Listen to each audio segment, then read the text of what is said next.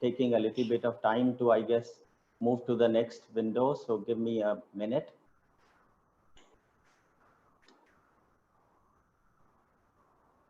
Mohit, it is not moving to the next slide.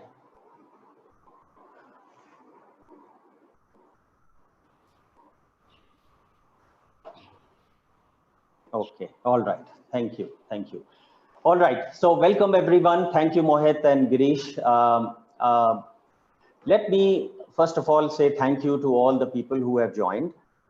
And but let me begin by my salute to all the entrepreneurs who are online here. And there are two reasons for that. One is that in my 35 years of career in US and India, there are a large number of people who work with me or at any level wanted to do a startup, but never had courage to actually do it. You guys have at least broken that shackle and have taken the next step and are doing a startup. So congratulations to you. And the second reason why I want to salute you is because if you look at what India needs two very important things. One is economic development and second is job creation. And entrepreneurs are going to make a big impact on that. There are 30,000 startups in India. If even 1,000 of them make it to $100 million revenue, it will be $100 billion revenue, which amounts to 4% of GDP growth. So guys, I salute you for one, taking the courage and moving to this playing field. And second is that the nation needs you more than maybe you need yourself. The second point here is that entrepreneurs have the biggest pain or gain in a startup. Please understand that it's not VC, it is not everyone else. It is really the founders, the entrepreneurs who enjoy the big gains when things work, but also have to feel the pain if things do not go well. So what is important here? You have already broken the shackles. Now you have started playing your innings. You need to play the innings well, the best possible innings you can play. And this chance will not come again and again. So you have to play this particular innings well. And what you need to do that is you need to learn the best practices and you need to do the best you can. So I'm going to share some tips that have come from SOAR program. Some have come from my experience, but many of you will benefit from that. Not every tip is important for every one of you, but many tips are important for many of you. Let me guarantee something. Those couple of tips that you can learn from in the next 25 minutes, if you implement that in your startup, as an entrepreneur, you will go to the next level and your startup will go to the next orbit. That is my guarantee. So please pay attention to the next 25 odd minutes. You will definitely learn a few things that can propel your startup to a next orbit and make your startup fly. So let us first of all take what do VCs look for. The first thing we look for is actually you as a founder. You are it, if you ask me. So we are looking at you like anything. What we are looking for in you? We are looking for strong human values of integrity, passion, commitment, optimism, compassion, and gratitude. Why this is important is because this enables you to build a powerful organization. These are very important qualities to have as a human being that turns into leadership qualities and that helps you build a very powerful organization. A powerful shared sense of purpose related to a bigger vision. So if there are 2-3 founders, we want to see that vision shared, not just CEO's vision or any one of the people's vision. We need to see knowledge and we need to see that you are far ahead of others. So in the area that you have chosen to work, make sure you have the breadth and depth of knowledge and make sure you equip yourself with that. It's very, very important. We also look for humility We want to work with people who are opening to learning, opening to getting coached. And I'll tell you an incident with John Chambers in my last meeting. He has his own fund, J2C fund, and he openly said that I do not work with any founder who is not open to learning, because if you stop learning, you can't evolve. So these are the 4-5 things we are looking for in you. So when you come in front of the VCs, please understand that your company presentation is important anyways, but you are also important.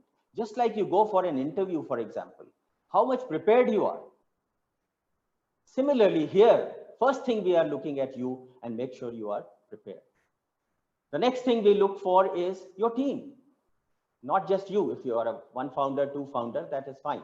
But then what is your team? Does it have the experience to do the job that you are planning to do? Do you have the domain expertise? Do you have diverse skill sets? Do you have compatibility? Compatibility is also very important. 30% of the startups fail due to compatibility issues. The founders have some disagreements and things fall apart, right? So we look for team. We look for diversified skill set. One person may be technology champion, other person could be sales champion, somebody else could be marketing. That creates a very powerful team. We also want to see a big vision for the company. So VCs fund companies that have big vision. They want to do big things. $100 million company, $1 billion company. In India, generally $100 million game is fair enough. So we want to see that in the founder, the capability as well as the plan and the vision that they can do that. Strong differentiated value proposition in what your startup does. And I will come back to this point because this is probably another big part of the game. So I'll come back to that in a moment. Validation of business model and product. So we would like to see that you have some paying customers, you have some pilots at least, and so that verifies that this product is needed by customers and so on. We also want to see, this is not the last round of funding you will do. You will do Series A, you will do pre-Series A, Series A, B, C, whatever, right? So we want to see that you have the ability to raise subsequent round of funding. It's not just we can fund and then what? You need to have the ability to raise subsequent round of funding. And last but not the least, no BS. Why is that important? If some question we ask, which you don't know the answer to, it is perfectly fine to say that, look, I haven't thought through, or I don't know the answer. Let me get back to you. Obviously, you cannot do that 10 times. But yes, if one question that is corner question or you haven't thought through, don't just try to make up an answer, or you can articulate it that way that, look, I'm giving you the best answer I can come up with right now, but I'll actually like to think it over and get back to you with a more comprehensive answer. So this is what we are looking for in your team. Your pitch. When you come on the screen in COVID era, actually all of the evaluation is on the screen, right? We are not meeting face to face. We want to see you as a great storyteller who can captivate even in a video call with passion and belief, right?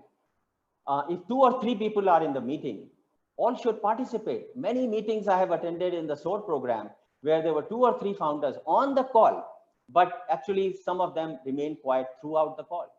Well, we want to see you as a team, guys, right? It's important that you all take your pick and talk about what makes you excited about your startup. Know the VC. See, when we go for call, Girish goes, Satish goes, I go, Sunil goes, Sanjay goes, we have read about you. But many times I find that VCs, the founders do not know who they are talking to. It takes 30 seconds in today's environment to go to the LinkedIn page of the person and know who this person is, because you can guess a lot from the profile, what kind of questions you are going to get, what this person is going to look for, and those kind of things. Unlike in interview, where you do not know actually who will interview, here you know very clearly, today your interview is with Sunil, today your interview is with Vivek, or maybe 2 of us. At least open their LinkedIn page and see what they can, because their questions will come from their experience and background. That will give you a lot of insight. In terms of introduction, generally it begins, a call begins with introduction, and you say 60 seconds. So I generally tell that, but many people take a long time to do the introduction. My recommendation is you limit it to 60 seconds, 30 seconds about what your experience is, and 30 seconds how this all knowledge and experience relates to the startup you are working with now, your startup. Very important for us to know. Many times people tell us the background, but they are not able to articulate. So why is this startup needing your skill and experience? Very important. You may give a 60-second elevator pitch to begin with, if the VC prefers, or you can go straight to the longer pitch and walk them through it. It's your call. But very important, this is where we are trying to check all the things I talked in 2 previous slides. This is our only window to know that you and your team has what it takes to build a very successful large company. Now, I said differentiated value proposition. This is, guys, this is, if there is one point you can take from me today, it is this: know your space. You spend a lot of time and effort in understanding the competitive landscape. Any of you have done PhDs, and there are many PhDs here. You guys know that the first chapter of PhD is, which takes almost a year, is to find out what is the state of the art. And then you decide the problem you are going to work on. Similarly here, you need to do thorough competitive analysis and then figure out what is going to be your differentiated value proposition. I cannot emphasize it enough. All of you know about competition, but is that good enough, right? And many times what you do is, when I ask this question, when you look at some company as a competition, you try to distance yourself from that. This is my competition, but this is my competition, but. So you are trying to say they do something different, I do something different. That's okay. Maybe that is correct. So now I have started asking a different question. Find a role model company. Who is your role model? Because now you are trying to learn from them and not distance yourself from them. Now, the answer I get is sometimes very valuable, sometimes it is not. Sometimes people will say, my role model company is Cisco. Well, guys, Cisco has 100,000 people working with them, $60 billion in their bank. They are in a very different stage. So aspirationally, if you want to be a Cisco, no harm in that. But ideally, trying to find a startup that is funded in the last year, 2 years, in US, in Germany, in some place in the world, China, and say, this is my role model company. And then my next question will be, so what did you learn from that? Because you already try to distance yourself from the competition. So through this exercise, come up with very strong differentiated value proposition. These 3 words should actually stick in front of your desk. You should be looking at it every day. Differentiated value proposition. 42% of startups fail because their value proposition is actually not good enough. At some point or later, they fall apart. Now, B2B, deep tech, which is the area of our interest, you can build a maybe $20 million company in India. To build a $100 million company, you will have to go to US, Middle East, maybe Europe, and so on. So the differentiated value proposition should stand the global test, not just India test. India, you will be able to build $10, $20 million business, no problem. But then what do you do when you go to globe? Or if the competition comes to India, even in your ground, they can unseat you. Know your TAM. This is another very, very, very big point. Multiple startups have told me, how large is your market? They will say billions. Many times I had heard trillion. I heard during this SOAR program. My market is $1 trillion. Maybe correct. If you are working in IoT, the market is $15 to $30 trillion. No harm in that answer. But with your resources of 20 people and $500,000 in bank, you are not going to go after $1 trillion market. You need to have very clear segmentation, very niche area within that $1 trillion market where you will go and beat the heck out of everyone else. So large markets, great, but you are not going to be able to figure out your segmentation. That is where it is. Maybe it is because unhappy customers in that segment, they are not getting what they need. There may be many big players, but they can't meet their needs, or underserved by incumbents. Maybe, you know, this segment is not being focused of other companies. So segmentation is another thing, guys, you need to write on your in front of your seat. Is your segment clear? Because the TAM comes from that segment. TAM is not $1 trillion. TAM is not $1 billion. Once you know your segment, then you figure out what your TAM is. And in $1 trillion market, maybe your TAM is $2 billion. That is fine. $2 billion is big enough.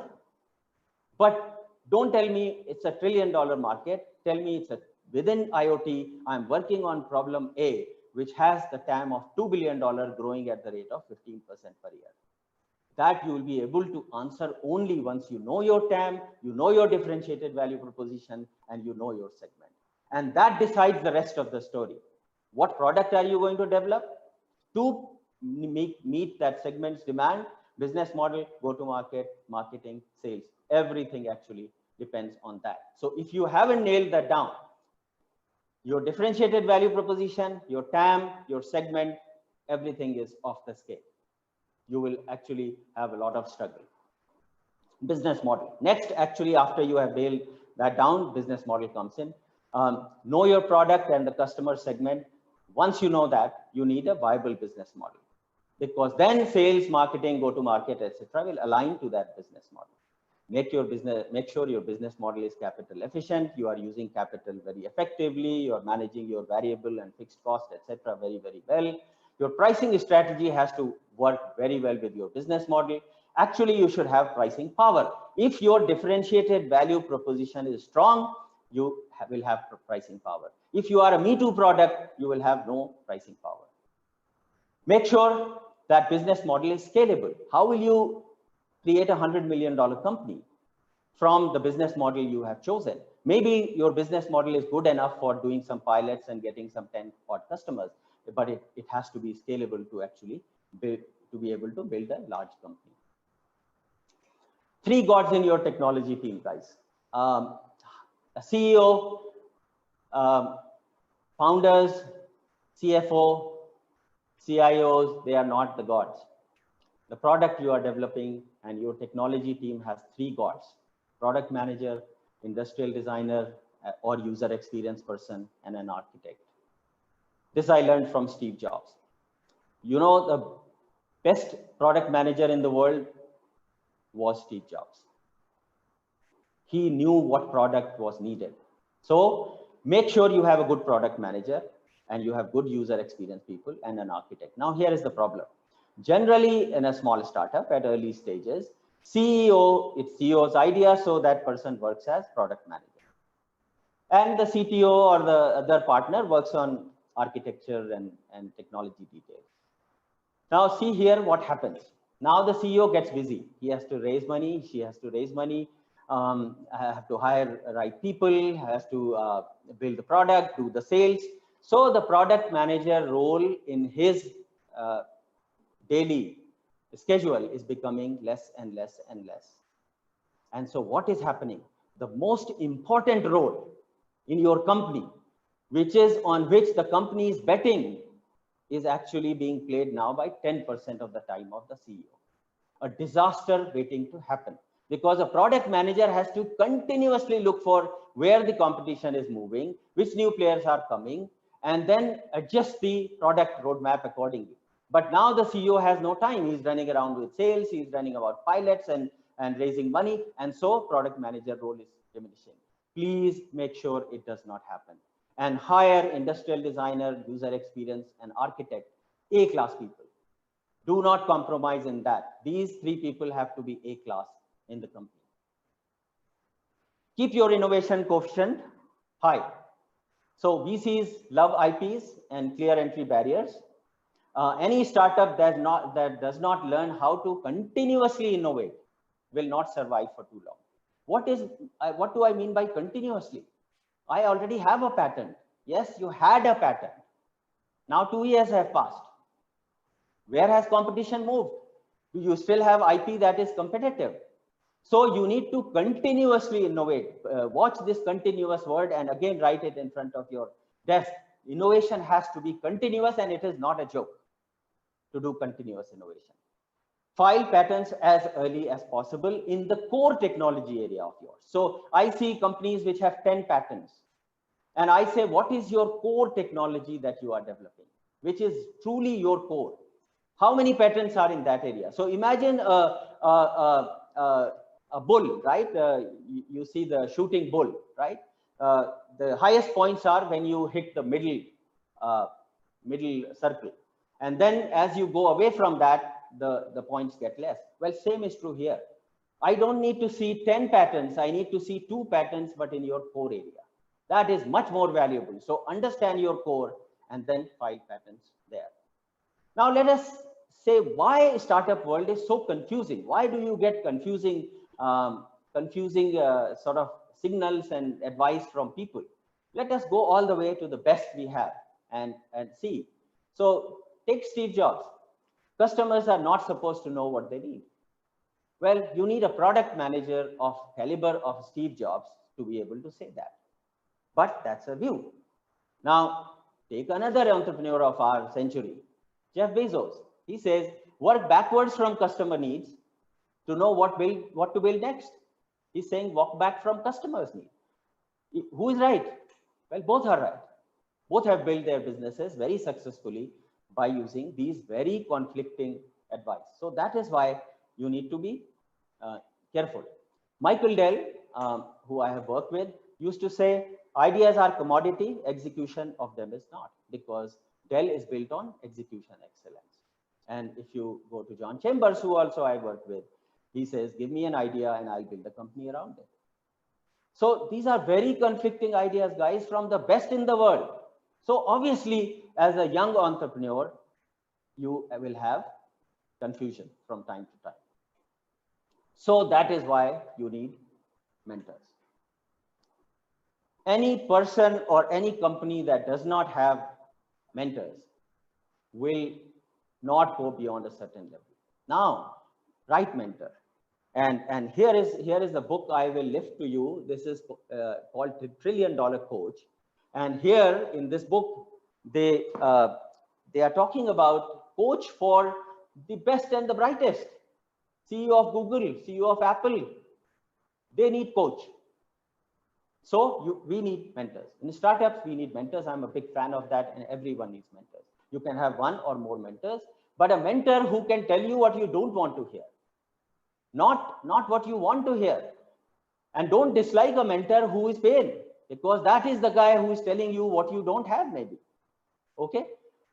And at least one mentor should have been, and should be someone from the background who has been there, done that. Very, very important. Because entrepreneurship is like swimming. Someone who does not know swimming cannot actually guide you on how to swim. You need someone, at least one mentor. There could be many mentors. There could be some mentor who is describing you on leadership things and HR related things, somebody who is doing technology and helping you with that. All that is fine, but at least one should have been there, done that, because they would have traveled the road you will be going in the next year, 2 or 3. So very, very important that have a strong mentor. So guys, these are the about 10 odd tips I shared with you. Each one of you can at least take 3 to 5, if not more. And take them seriously. Have fun, enjoy the journey. Remember, you will never fail. You will either succeed or you will learn something from this experience. But I want you to succeed. I want you to succeed. The nation needs you. The startup ecosystem needs you. India needs you. So by learning these lessons, play the innings well. Now you have arrived. You have taken the courage. You have come out of shackles and you are playing this game. You are in the middle of stadium. Play your innings well. And how will you be able to do that? 1, do the best you can. And 2, learn, learn, learn. Right? And make it happen, guys, because it's not just about a startup. India needs you as well. we will need to establish India as a country that can do innovation, can build large B2B type of technology, deep technology companies, can create economic development, and can create lots of jobs for our brothers. So, brothers and sisters, sorry, yeah, lots of jobs for our people. So, thank you so much for joining me. Please, please, please take 3 to 5 ideas from this and think through your own startup and implement it in a way that can help you. And I guarantee, 100% guarantee, that you as an entrepreneur will go to the next level and your startup will go to the next orbit. Thank you very much. I appreciate your time.